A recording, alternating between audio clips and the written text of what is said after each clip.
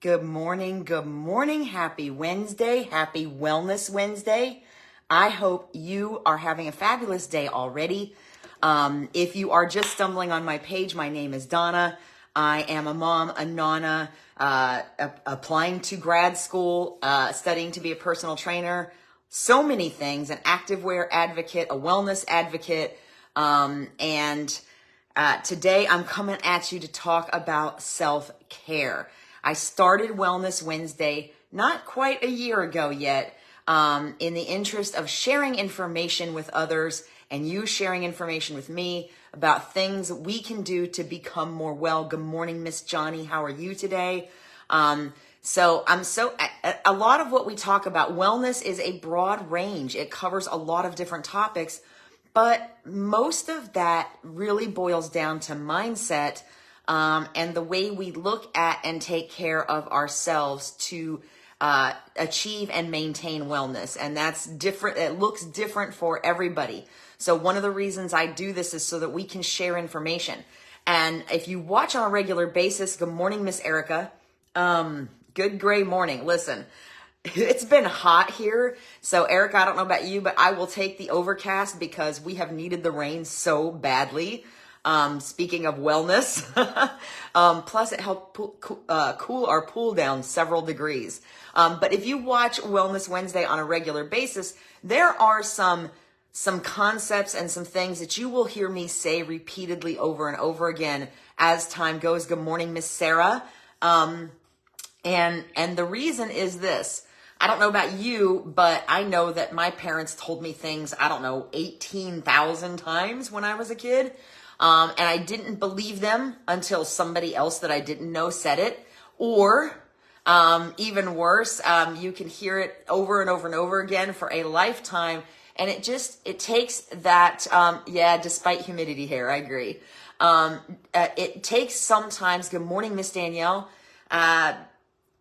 just you being in just the right place mentally or emotionally, where even if you're hearing something for the 15,000th time, it just finally clicks at that point. So if you hear me being repetitive sometimes, that is why. Because all of these things tie together, and wellness usually ties back to some type of mindset. So today we're going to talk about self-care. Why are we going to talk about self-care? Well, as some of you know, I was sick for a couple of weeks. And I mentioned in my last Wellness Wednesday that I am part of the reason that I got here. Now, we can't prevent ourselves from being sick all the time. Sooner or later, we're all going to catch something that's going to knock us out for at least a few days. Good morning, Miss Carla. But I do know that in looking back over my last several months, I probably set myself up for failure by not doing things that I was doing and things that I talked to you all about doing, to take care of myself. So why are we always last? We have a tendency to put everything else first and ourselves last. Everybody else, everything else. Why do we do that? In my case, as I do more and more from home, I have a tendency to get out of routines that I had set for a very long time. One of those is eating properly. Not that I'm eating badly, but that I get myself busy, I get myself going on something, and I don't stop to make good food. I grab a handful of cashews or a cheese stick or something like that. So what ends up happening is I end up skipping meals, maybe not eating enough, and that probably set my immune system up for a little bit of a problem when it came time to fight something off. So self-care is super important. We need to recharge and revitalize our well-being. And we are always putting ourselves last. Why is that? So let's talk about why that is. According to NAMI.org, and you guys know I'm a big fan of NAMI, especially the local citrus chapter, and you'll be hearing more about that soon. NAMI.org says it's because we have the wrong definition of self-care. What? And when I read that, I was like, you know what? That's probably true. In an article they published in December of 2019, the number one thing that said that they felt was one of the reasons why consistently practicing self-care can be impossible is Once upon a time, self-care meant self. Or meant care of self. It was the act, I have notes over here. It was the act of performing one's own low-risk medical treatments regarding insulin shots, exercise, etc., freeing doctors from more advanced work. That is an older definition of practicing self-care. Interesting, right? But today's image and hashtag-driven culture points us toward a new definition of self-care, which is prolonged pleasurable time resulting in peace, happiness, and beauty. So I don't know about you, but the way I read that is we view self-care as something that we're constantly trying to attain in the form of work-life balance, which is not necessarily always a thing, or prolonged pleasurable peace and happiness. So maybe we are, in fact, looking at it the wrong way. We are looking at how we can manifest our best possibilities and our best dreams, and there's nothing wrong with that. But we're forgetting basic day-to-day stuff that is going to get us there. And that's where everything falls back to mindset and consistency, right? So that's NAMI's definition. They say that we have the wrong definition of self-care. Now, in looking at a couple of other websites, I'm going to move this over here. There's a lot of other barriers to prioritizing self-care.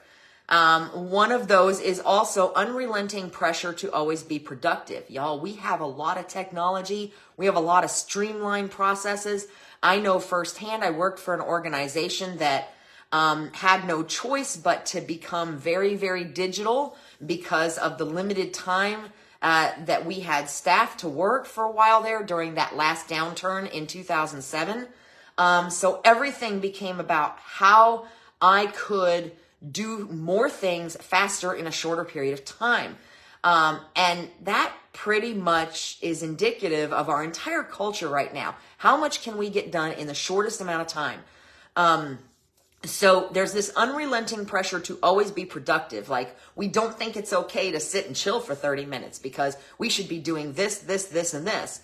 And there for a while, y'all, I got to a point where I didn't know how to do one thing at a time. Like, I felt like something was wrong if I just did one thing for 20 or 30 minutes and didn't look at my phone or have the TV on while I was watching the news.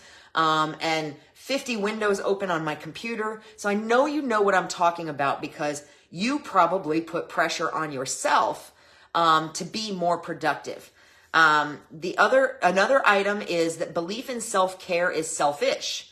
That's not necessarily true, and I'm going to get into that in just a minute. And that strong people sacrifice for others. They sacrifice themselves for others. They sacrifice their health, their wellness. And I think probably a lot of the strongest people do that. They're constantly giving to others, but it whittles away at our wellness and our strength and our ability to continue to help others and give to others and do for others. So strength does not necessarily have to mean sacrifice, especially if you're constantly sacrificing yourself. We also tend to have a belief that we haven't earned that self-care. Probably goes back to that productivity, that unrelenting productivity requirement, where if we haven't accomplished enough things, we might tell ourselves, if I do this, this, and this, and our to-do list might be this long, that if I do these things, then I can take a break for 10 minutes and meditate. But if we don't get those things done, we don't do that 10-minute thing to take care of ourselves, and that perpetuates a circle that's never ending. Because the less apt we are to take care of ourselves, the less apt we are to be able to get those things done and be productive, if that makes sense. So we have a tendency to believe that we haven't earned it, and then we punish ourselves by not giving ourselves that self-care when we don't complete or accomplish what we think we should have or what we've been told we should have. Time constraints and overcommitment, that is one that I am totally guilty of. And I know a lot of you that watch my Wellness Wednesdays on a regular basis are probably guilty of the same based on our conversations. We don't feel we have time to take care of ourselves. And oftentimes that's because we don't know how to say no to others. We overcommit because we want people to love us. We want to help them. We want to do for others. And there is nothing wrong with that, but we have to be able to set some boundaries. And often the final thing and I'm sure there's a lot more, but these were the highlights that I found, that I knew I could identify with and talk about. And good morning, Miss Natasha, is feeling controlled by our circumstances. We have a tendency to feel like we are not in control, that we are controlled by our circumstances, the things and people around us, instead of us actually having a choice. That is definitely something I have been guilty of in my lifetime. And actually my chapter in the Unstoppable book talks a little bit about that, about never feeling in control of anything that was happening to me, and how much fear that fed into, and vice versa. So if you haven't checked out the Unstoppable Volume 2, definitely check it out. There's also an Unstoppable Volume 1 that 25 of my other most inspirational friends are in. So definitely worth checking out. You can get them on Amazon. Okay, that's enough about that. So back to self-care. So how do we change that?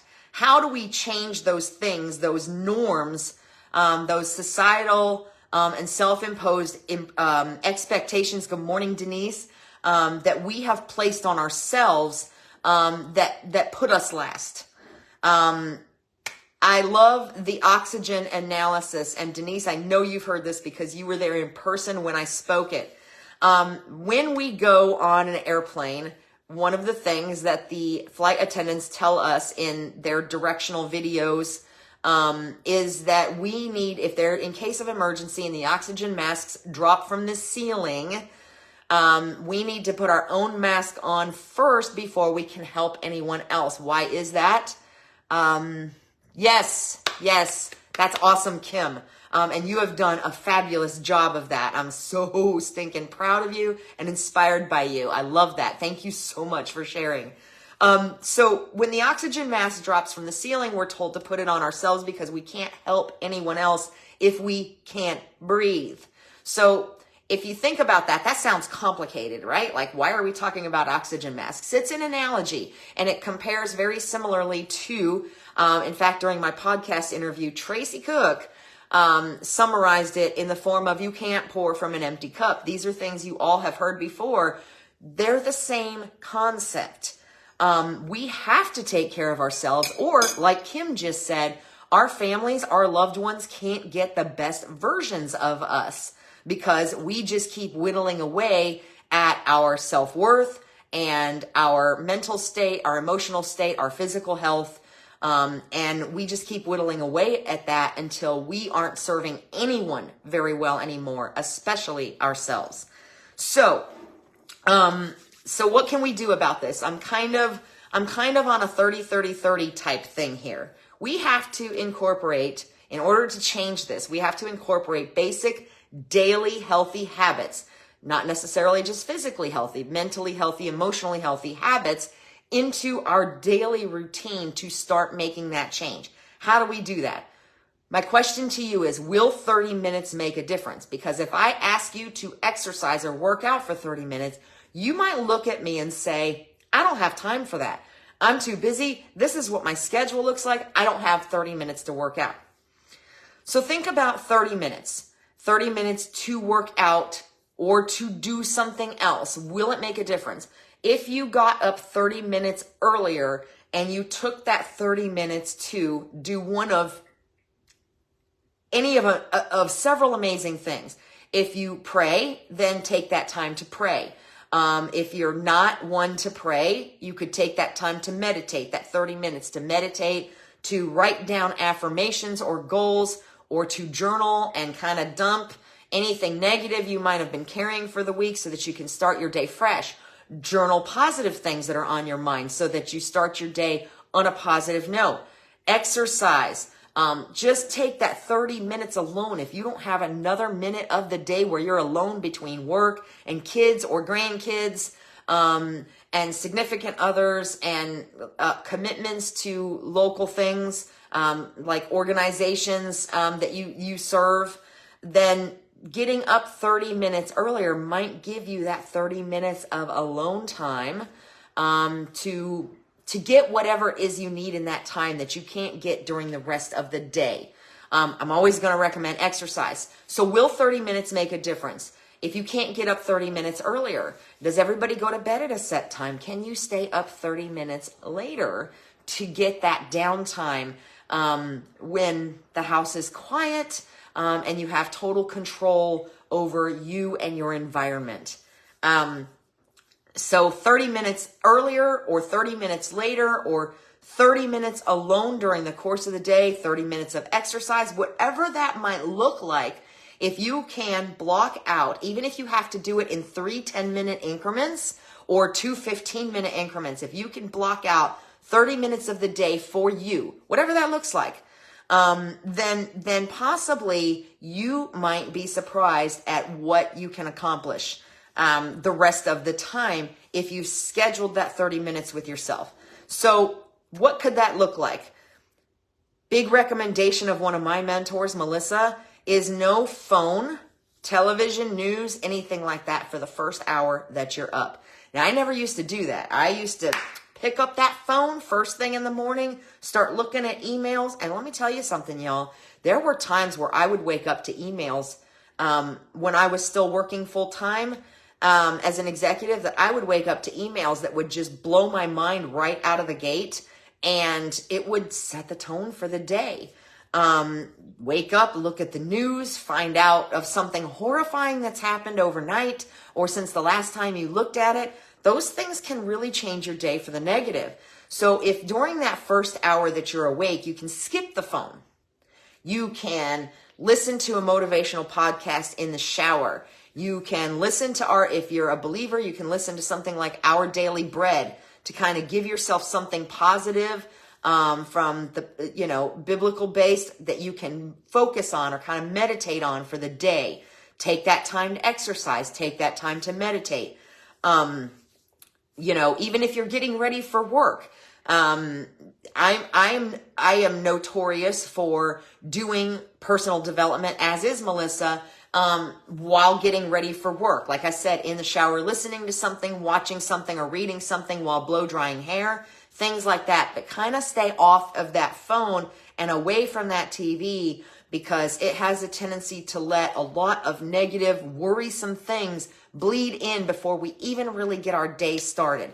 So that is one of those things that you can do to incorporate a healthy habit into your day. Excuse me, still a little residual, much, much better. Move your body, whatever that looks like for you.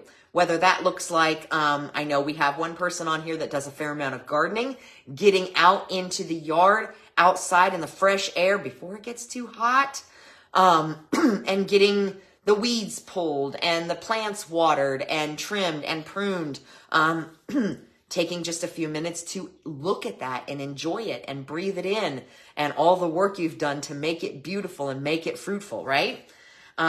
That moving your body could look like walking. It could look like yoga. It could look like dancing. Whatever it is that works for you. It could be jazzercise. But move your body in some way, shape, or form at some point during the day. I have one mentor that says a minimum of 15 minutes. All of the national health recommendations say 30 minutes at least 3 to 5 days a week of vigorous to intense exercise. But our bodies were designed to move. After spending 2 weeks sick and then another week not being able to do a whole lot because of my slipped rib, I was really starting to feel it in the rest of my body, how much I needed to move. Yesterday, I was able to get out for a walk. I tried a little bit of running. It didn't make the rib area any worse, so I kept going. And I have to tell you, yesterday was one of my best days in 3 weeks. Why? Because I got those endorphins moving. I got my body moving. I got the blood moving. So we need to move our bodies. It's really super important. And if you sit a lot during the day, in a car, at a desk, whatever, then you might need to schedule little reminders on your phone to get up, walk around, stretch a little bit, get some water. But moving your body is super important. And there are studies that show that sedentary lifestyle, whether it's sitting at a desk all day, or even if you're active at work all day, but if you come home and spend from 5 o'clock to 10 o'clock in front of the TV, you are still at a much higher risk of a lot of illnesses, a lot of chronic illnesses and issues. You're at least as high a risk as if you smoke or if you have other underlying factors. Sitting is really bad these days. So the more you move your body in a positive way, does that mean you need to be productive 150% of the time? No, but you can enjoy a walk with your family, with your significant other. Again, get out in the garden. Do just normal household things. It's that sitting, that prolonged sitting and sedentary lifestyle that can be very, very dangerous. Prioritize healthy eating. I touched on this a little bit when I got started. I used to have things cut up and prepped and ready in the fridge for me to grab in the morning to get ready for work. Now that I'm working from home, I'm not doing that. And that's really super important. I often don't get hungry. I often go from feeling just fine to feeling like I'm going to pass out if I don't eat 5 minutes ago. And that's on me because I'm here. But I get so busy and I get so tied up in whatever I'm working on, studying or whatever, that I won't stop and take the time to make myself a decent meal. So I graze instead, and that's not always favorable. So a lot of people go by the 80-20 rule, which is 80% of the time try to eat healthy, whole foods on a regular basis, 3 to 5 meals a day. That's actually probably one of the most ideal ways to eat for everybody is closer to 5 meals a day, but smaller meals. And focus on whole foods, clean foods most of the time, so that other 20% of the time you can enjoy the things you love that maybe aren't so healthy, as long as you don't go overboard. But you can take simple steps like I'm a huge fan of baby carrots. Do I sometimes feel lazy because I'm not peeling good old-fashioned carrots in the sink? Yes. But if baby carrots mean that I can grab a handful or bag them up in little tiny Ziploc bags so that I can grab them easier and I'm more likely to eat them than a cheese stick, if I get hungry, absolutely. So if there are ways that you can make eating good, whole, clean foods easier without adding preservatives or a lot of processing or packaging, then do them. Sometimes it's worth a little bit of extra money to grab the baby carrots instead of the original carrots and skip the peeling process and just nosh on them as you need a snack. Not too much because they can turn you orange. I'm just saying. But you'd have to eat a lot of carrots for that to happen. So prioritize healthy eating or eating in general, as I just talked about. Check in with yourself throughout the day. It's really important. One of the biggest steps towards self-care is kind of check in with yourself. Like I talked about spending a lot of time in front of the computer and having to streamline all the processes digitally. What happened was I was sitting in front of the computer, and as the day would go on, by the end of the day, I would feel almost like I needed to uncurl myself.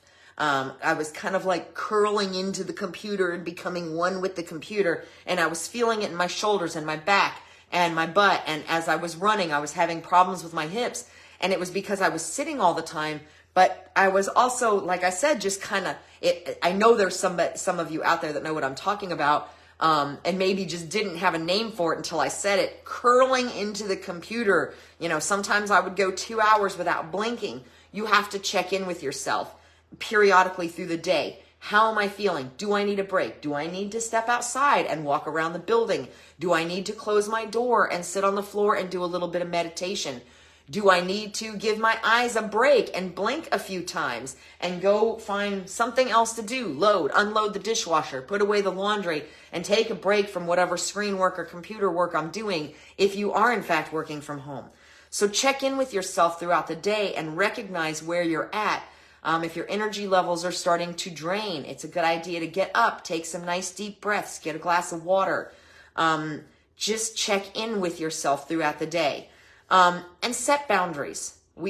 I've talked about this before. Again, I'm guilty of the same, so I can talk about it till I'm blue in the face. I'm not always great at doing it. There are so many things I want to do. There are so many things I would love to do, and so many people I would love to help. But I have to stop taking on things that don't align with my goals and my purpose and my values. That's really difficult for me to say no to things I believe in. But just because I believe in them doesn't necessarily mean they align with my personal goals. So it's okay to set boundaries. When we don't, that's where we get into that overcommitment. And then that overcommitment means we don't have time, right? We don't have time, and then we stop taking care of ourselves because we're too busy taking care of everybody else.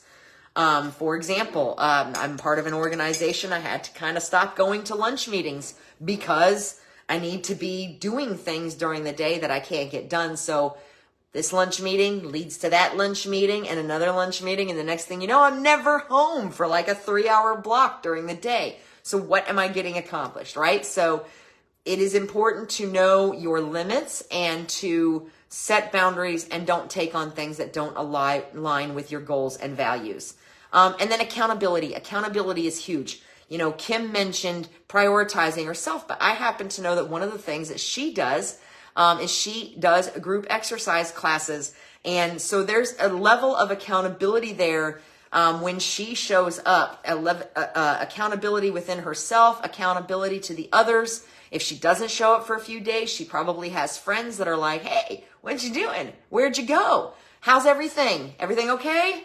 That accountability can make a difference. Now, I was always kind of a loner. I was always you put a weight bench in my house, I would use it 5 days a week. I didn't need any help. I didn't need anybody to work out with me. I would just get up and do it because it was there and it was staring at me. Workout videos. I've never really had a problem intrinsically motivating myself to go do the things. However, so I never thought I needed group runs, group exercise, anything like that. But I will tell you that even if you don't think you need something like that, showing up and getting there sometimes makes all the difference. And then when you're there, you're like, this is cool. I like these people. We're doing things together. Maybe I work a little harder or I perform a little better because there's people watching. As long as you're not going overboard, that's not a bad thing. That accountability can make a difference. My VIP group is a fantastic example. We usually do some kind of challenge every month.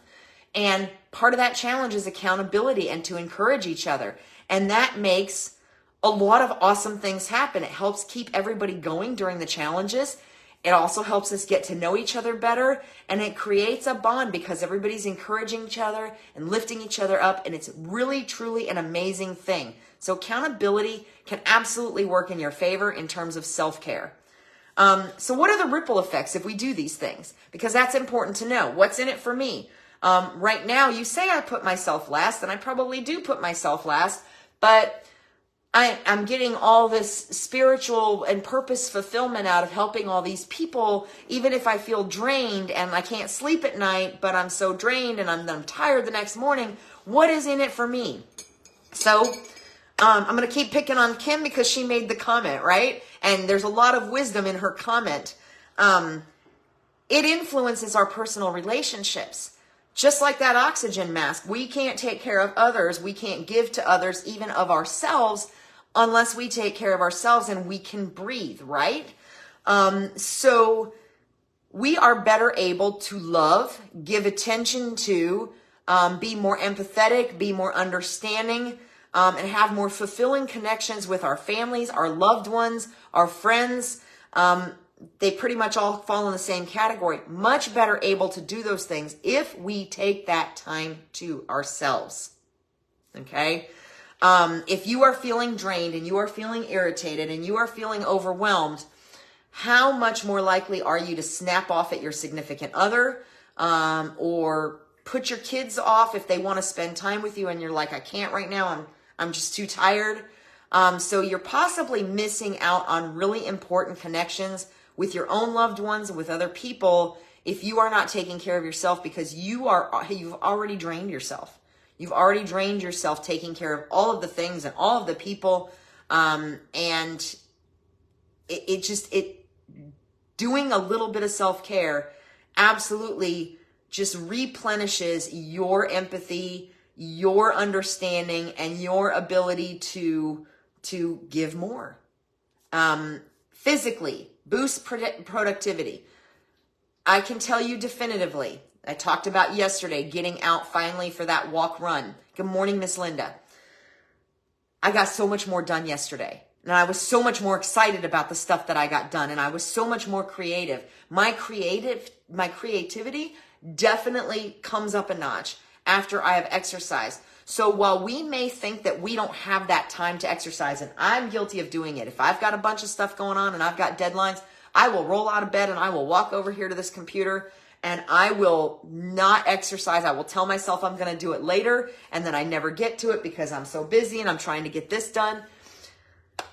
If you take that 30 minutes, first thing in the morning before your brain figures out what you're doing or before you get a chance to get distracted by the phone or the news or the job or the obligations or the volunteering or whatever it is, I promise you the boost that you will get from the endorphins and the blood flowing and the exercise, the boost that you will get will make you more productive as the day goes. Because when you do get to whatever you're working on, you're going to be more focused and you're going to have more energy and you're going to feel less drained. It definitely boosts productivity. It boosts focus, creativity, efficiency, and it absolutely helps us prevent burnout and overcommitment when we take that time for ourselves. And then physical, emotional, and mental health is improved when you boost your immune system. So when you're taking care of yourself, eating better, moving your body, giving yourself that break that you need during the day, or at the end of the day, beginning of the day, to kind of dump the negative stuff from your brain like we talked about, or just take that time alone if it's, listen, I was at Boys and Girls Club yesterday. I'm pretty sure the people that work at Boys and Girls Club, if they have their own children, they never have a moment alone through the whole day. I can pretty much guarantee it. They're with kids all day long, and then they go home and they have families. So imagine how awesome it would be for them to be able to take 30 minutes, even if it's in little 10-minute increments, and just kind of sit there and go, and not hear anything, not hear any noises, any voices, anybody talking to them. So it helps to boost our immune system because we are better able to manage our stress. We feel better about ourselves when we do that self-care. And that bleeds over into all the things. We're more apt to make healthy choices when eating. We're more apt to move our bodies more. It definitely bleeds over into all the things. So there you have it. You have the reasons why we always put ourselves last. You have some great ways to get started prioritizing self-care. And you have what can happen if you do that, even though it's hard to believe when you're in the stressed moment. So remember this, 30 minutes a day. If you can find 30 minutes a day, make